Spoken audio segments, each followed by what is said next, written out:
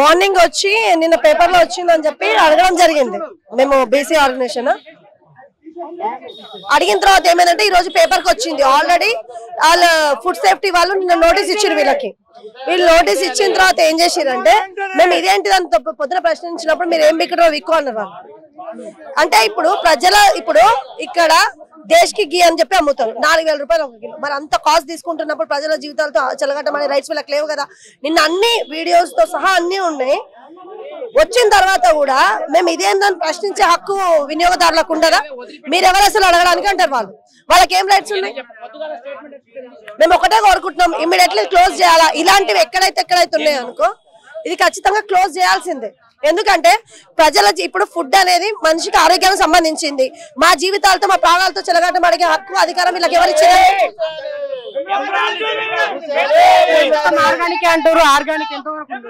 100% ఇట్లా ఆర్గానిక్ లేదండి. దీంట్లో ఆర్గానిక్ లేదండి.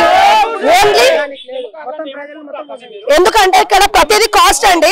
కాస్ట్ అయినా కూడా ప్రజలు ఎందుకంటే ఆరోగ్యపరంగా ఉండాలని చెప్పి ఎక్కువ డబ్బు పోయినా సరే వాళ్ళు పర్చేజ్ చేస్తున్నారు. కానీ దీంట్లో 1% కూడా ఆర్గానిక్ లేదండి. మొత్తం చీటింగ్. అంటే హెల్త్ గురించి కాన్సన్ట్రేట్ చేయకుండా అన్ని కెమికల్స్ తో తయారు చేస్తున్నారు.